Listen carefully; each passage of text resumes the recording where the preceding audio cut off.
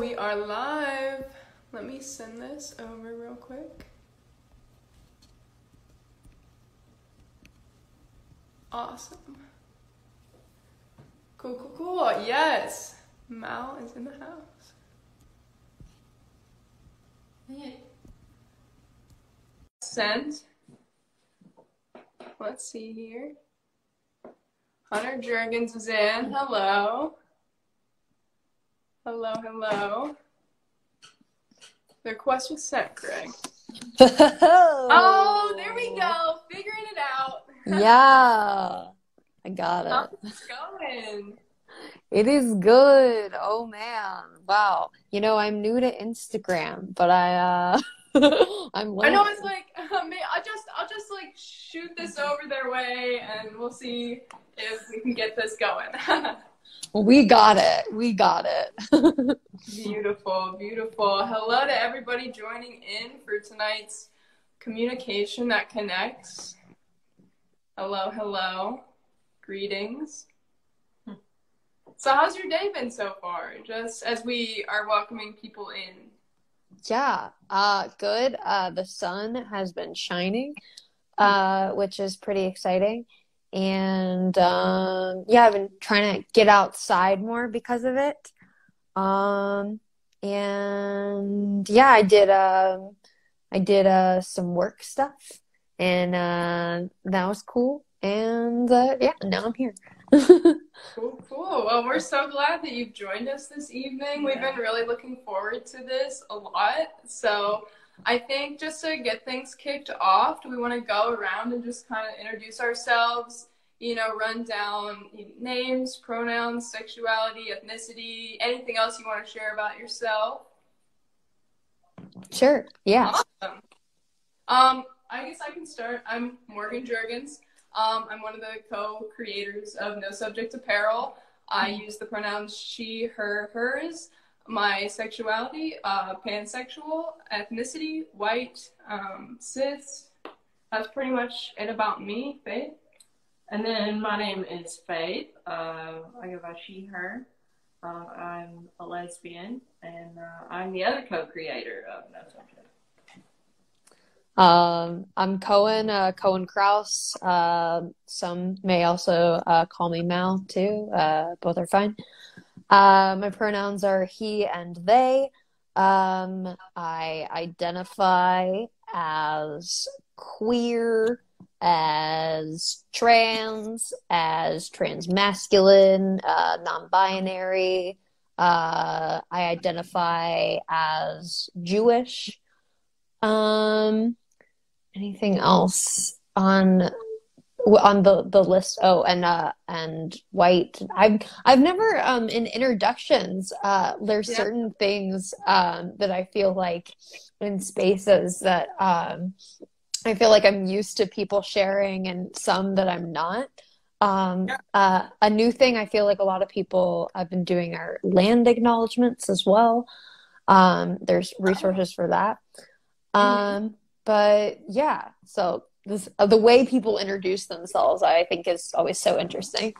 Yeah, I love learning more and like hearing more about different ways that we can introduce ourselves and like welcome others into the space. And so I would love to hear more about that. But you sent a TikTok before the live actually, and I kind of wanted to touch on that because I thought it was awesome. So you released that in December, correct? Yes, yeah. I did.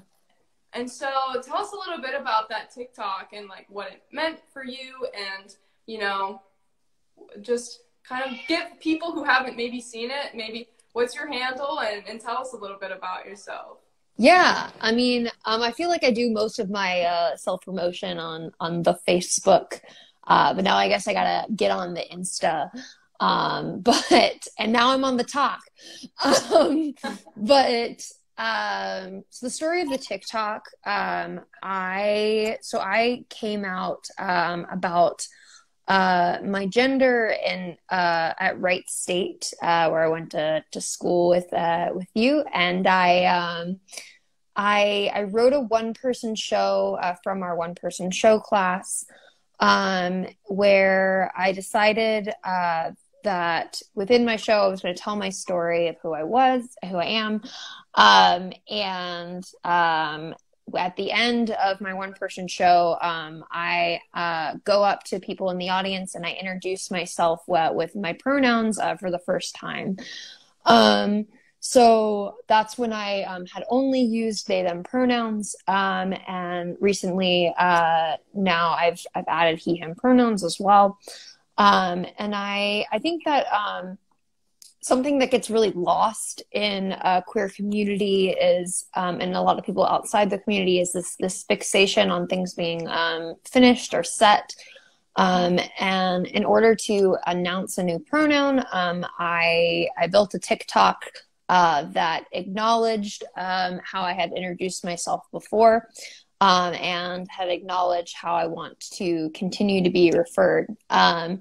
And so I put a little clip from that show itself, and then I have just like a shot of me doing my makeup, which is something that makes me feel really gender affirmed.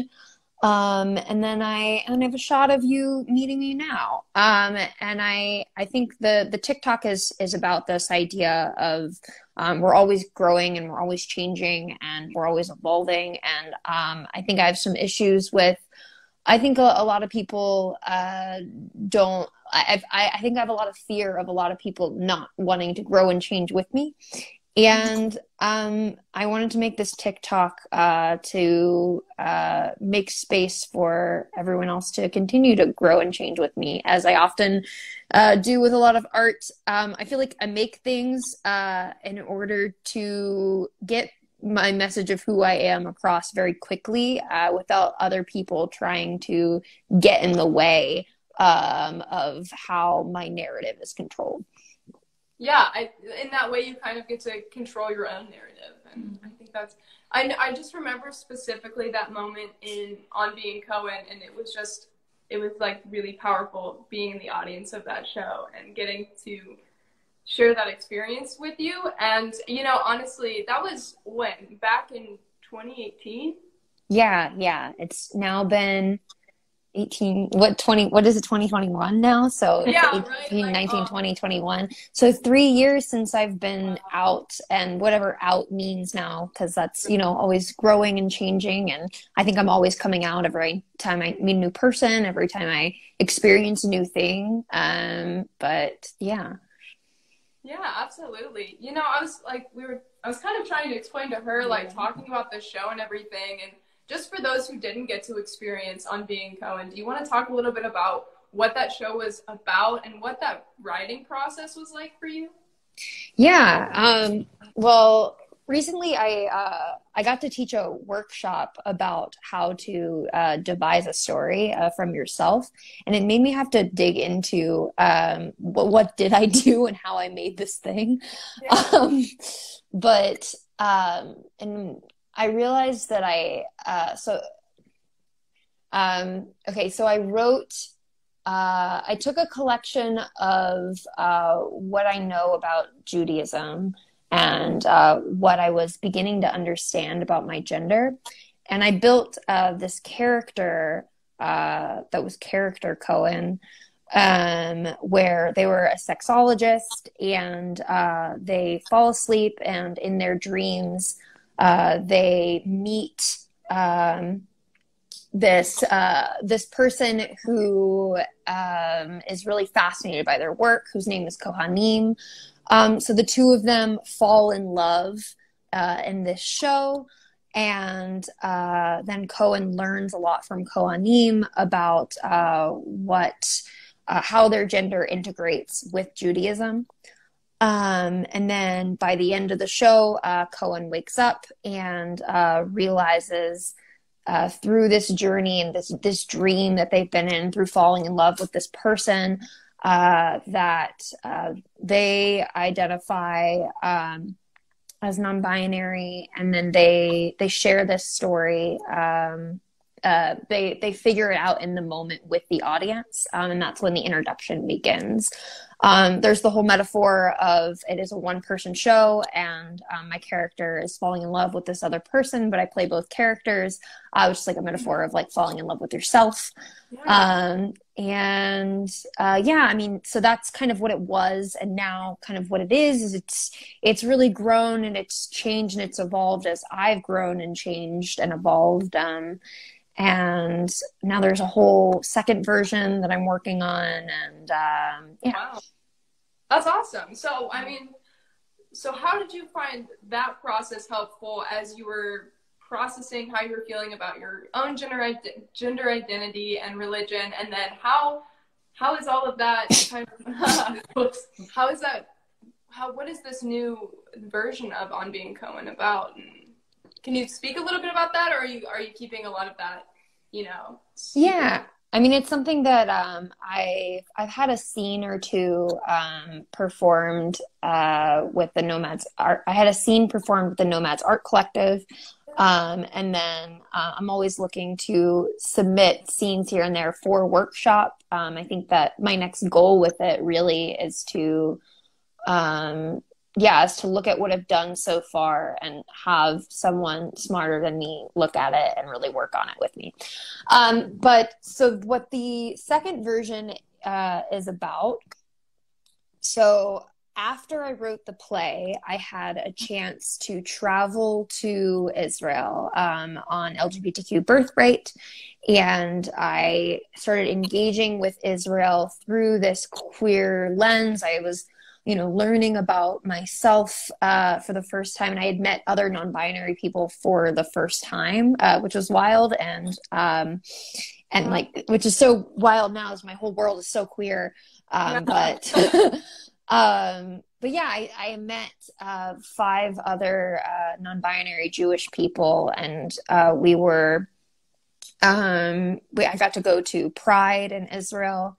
And I started experiencing this way that I had envisioned Israel as this place that was this accepting Jewish homeland that was kind of fed to me. And I started finding a lot of the issues with it, such as the things like the Kotel, the Western Wall, has divided between men and women. It's divided by a thing called a mechitza, and mechitza splits both sides of men and women. And I found that it was difficult, I wanted to go to the men's side was the whole thing. And I had to decide between my safety and my relationship to, what I want to experience. So I write a little bit about that. I write graphically about relationship to body, and I write about being thrown into, I think it's common in any queer experience that whenever you're it's like meeting yourself all over again. In every new queer experience, it feels like having to grow up and learn new things all over again. So I write a lot about that too. So that's kind of the other but yeah. Well, I'm really excited. I can't wait for the day that, that is brought to life and we can finally, see that journey and that, growth with the story and everything. So, wow, I'm really excited. Would you consider that like one of the projects you're most proud of, or what are some projects that you're most proud of?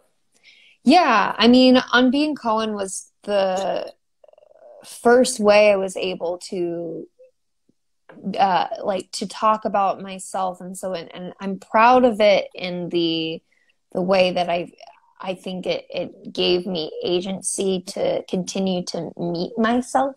But I learned a lot also from writing Star or Plane with my best friend Josh. My friend Josh and I have been friends since we were 16.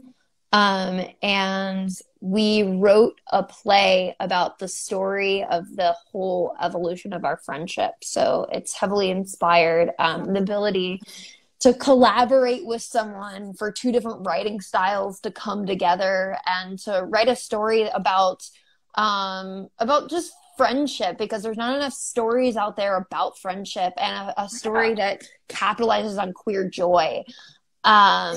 Was super exciting. And yeah, it's a play that's very fun, and it's a play that still has a lot of work that needs to be done on it.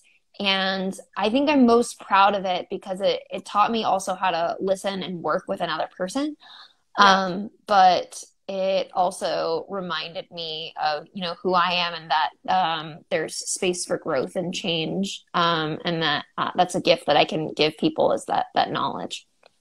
That's an incredible lesson to learn. And you slightly touched on it. What would you consider your writing process to be like, at least right now? Yeah.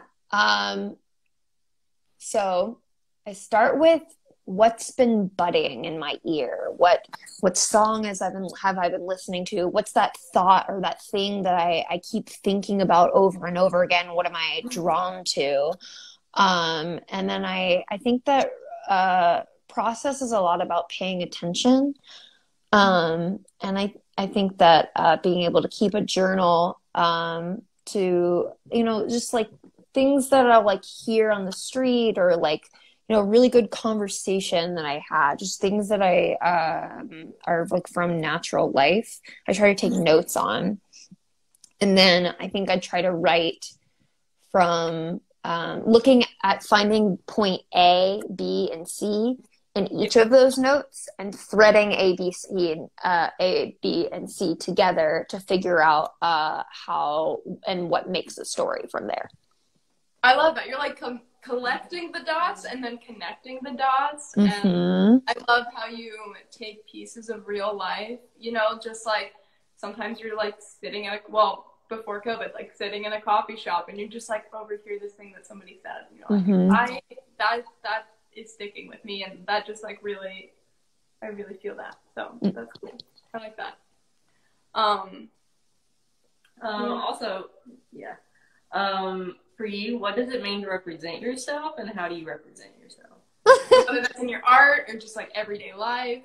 Oh my God. It's a, can I curse? It's a growing journey. And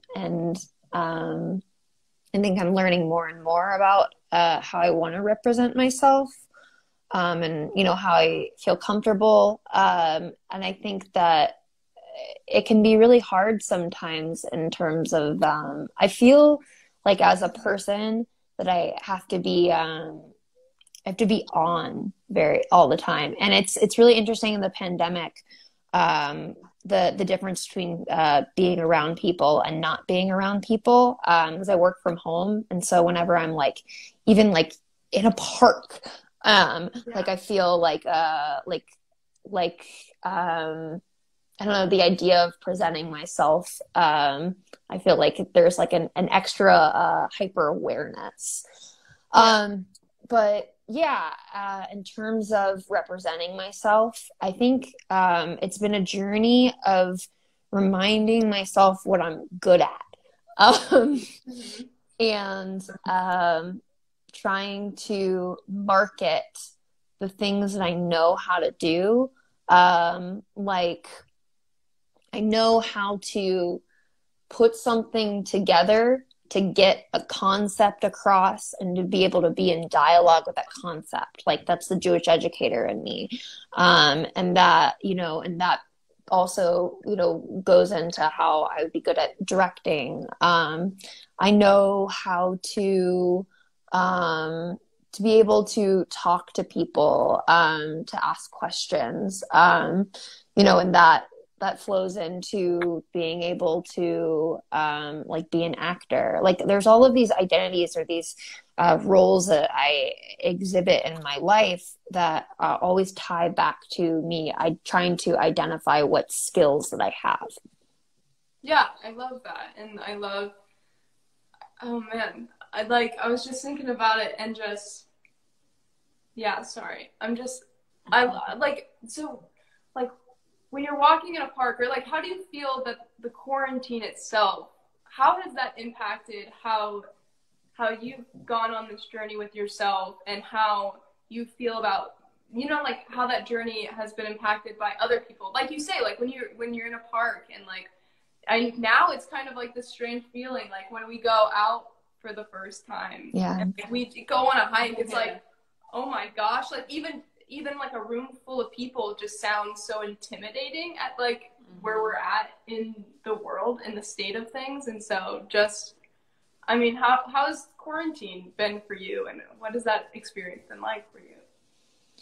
Yeah.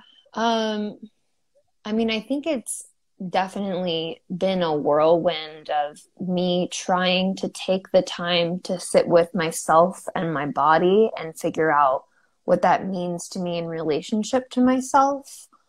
I think that having to be on all the time, less for other people, has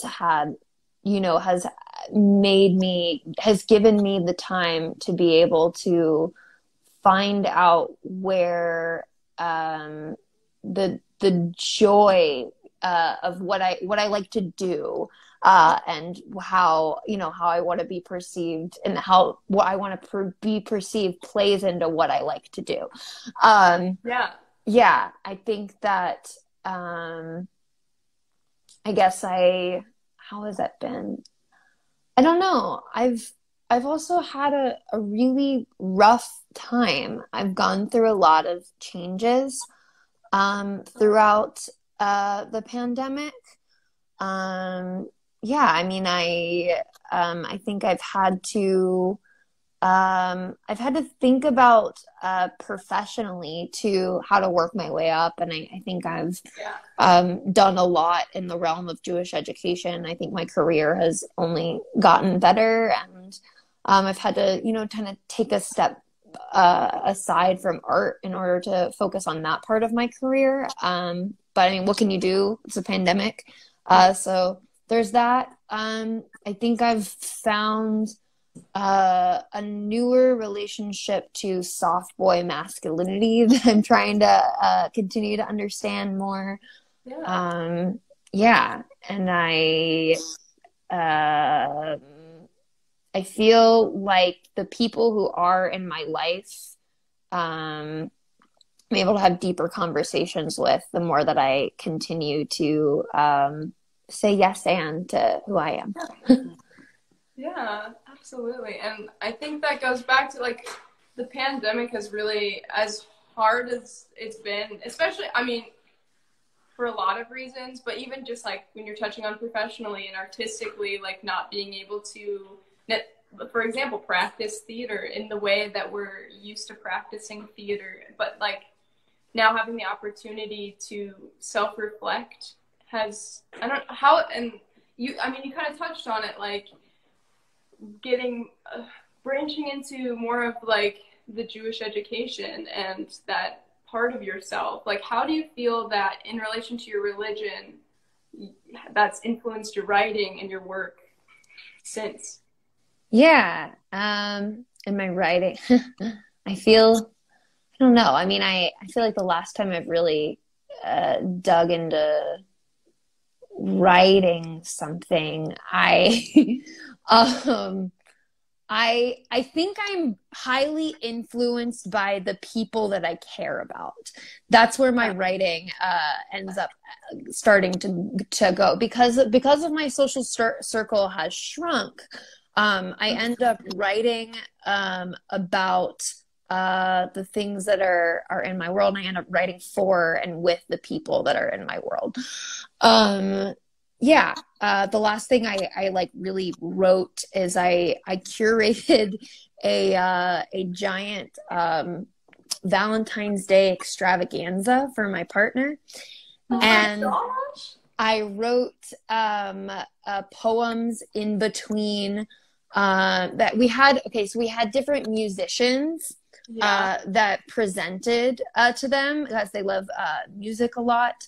And then I wrote poems, and Josh helped me write the poems as well, or some of them. Oh, yeah.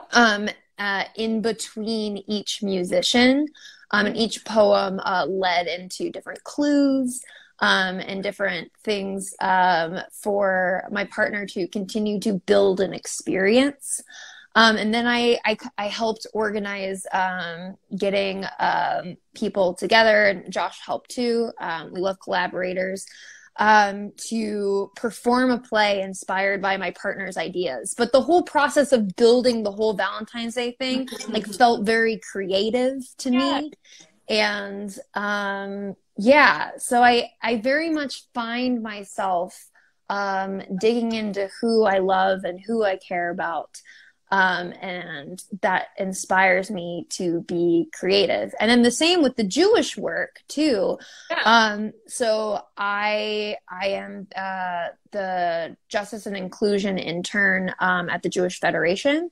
Oh, wow. Yeah. So what is that like? Like, what do you do with them, and what's that experience? Yeah. So right now I'm building on a training on like how to use a pronoun. And other things that I do are like running anti-racist trainings and copying and pasting things for people to think about for discussion in the chat. What else do I do? I'm at the beginning of the internship, so I'm still learning. But then I worked for the same company for a group called Changemakers. And I helped facilitate, get together programs for young leaders to learn about leadership. And I had to do a lot of learning about marketing. I got to call 115 change makers individually and ask them how they were and what they've been doing since the pandemic. I met someone who works for the CDC. I met a change maker who was who's getting her master's for law. Jewish change makers are awesome. That's incredible. I will definitely have to check out that program. Yeah. So I think all of my work in the Jewish community has been about how can we take this online world and use it as an opportunity to continue to educate ourselves. Absolutely. And I know you mentioned Josh being your collaborator before. Is Josh also in Chicago? Josh is not in Chicago yet, but he will be. Oh, that's exciting. I won't. I'm sorry I said it. I hope I don't like hold it to, but there's plans. I don't want to release it too much. But Gotcha. That's totally fair. So, I mean, working with the Jewish community, and we're like being with the queer community, and just how have you been finding community during quarantine? Like when the world is socially distanced, like what do you find that you're connecting with? Yeah. Well, currently I am a Repair the World fellow.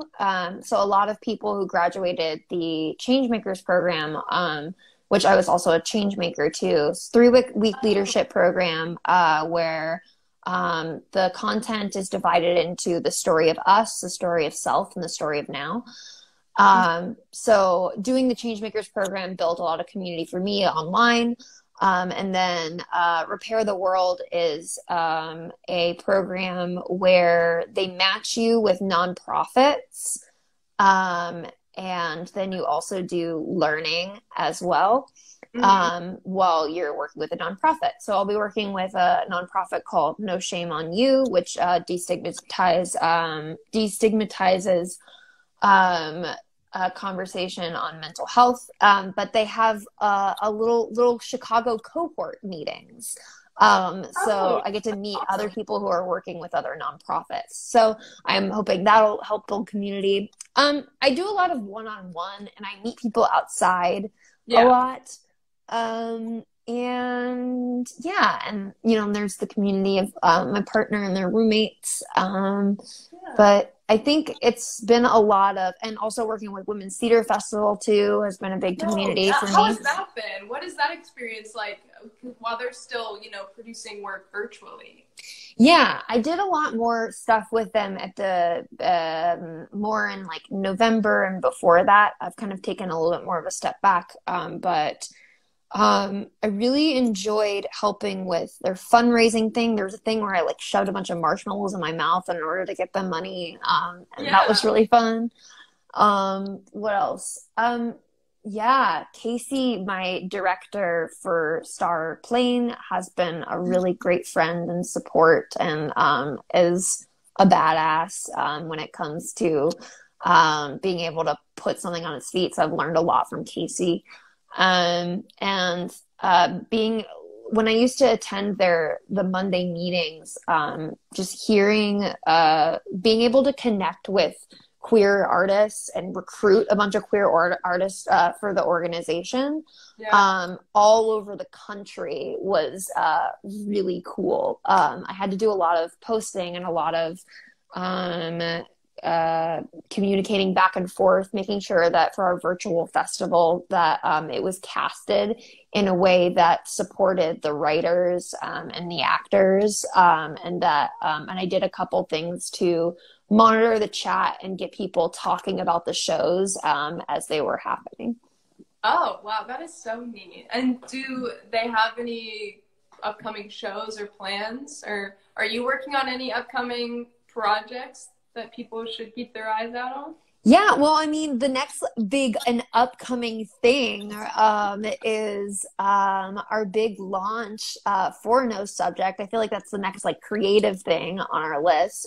So if you want to plug you're that, talking about all of that, like casting the shows and reaching out to people, and I'm like, that's literally what they're doing right now, and just absolutely crushing it. Like so organized, almost like literally a producer, and it's incredible. I love that. Yeah, I mean, I've really enjoyed connecting with community, and I like that aspect of quote unquote producing. The digital producing world is really interesting. I think I've learned a little bit about that from Women's Theater Festival this year. Just from listening in on meetings. I've learned a lot from Casey. I've learned a lot from Josh, is really good at it. And I think, I mean, I've made friends, so many friends this year that I've never met in person. Yeah. That's so incredible. Yeah, I think it has a lot to do with people need and strive for community and want to get involved in things, you know, because they can't. And yeah. Yeah, and we need it now more than ever, you know, so. Yeah, well, I mean, we've been talking a lot about quarantine, I know, but are there any other, like, any specific, like, media or anything that you've been consuming that you're, like, super excited about? Maybe it's a book, maybe it's a TV show, a movie that you've seen. Yeah, a good show. Oh, okay, yeah, no, I talked about it a little on your thing, but, so I finished all of Broad City, and... And I fucking love Broad City because also it's another story of friendship, and there needs to be more stories about friendship in this world. I think that it's a kind of deeper love that people forget to appreciate. Yeah, and I enjoy hearing Alana's confidence, I think, is really inspiring to me in the way that, like, I don't know, Alana's just like big and bold. I feel like within these last couple months, I have been working on trying to embrace my big and boldness. And that's something I feel like I learned a lot from Broad City. I love that. Yes. Embrace your boldness. I always hear so much about Broad City, but have never watched any of it. But now I feel like we have to. What's it on? I don't know what it's on to stream. I think it is on the Hulu. On the Hulu. Okay, we'll check it out. We do have the Hulu. So, I mean, I think we're gonna like start wrapping things up. But like before we kind of start parting ways, is there anything else that you want to talk about? Anything else that you want to share? Yeah, I guess if I could give any parting words for there's anything I don't know from my journey or whatever. It's always still a journey. I guess I would just say like don't be afraid to love the parts of yourself that might be difficult. And I think that that's a cool amount of boldness that's really brave to accept. And if you can, I think the most daring thing in the world is to be yourself and to continue to learn about that. And I hope that we all do that through continuing to learn about the world.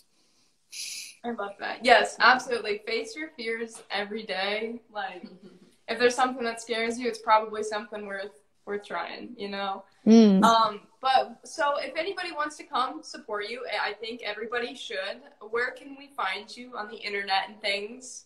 And what's your tag, your handle?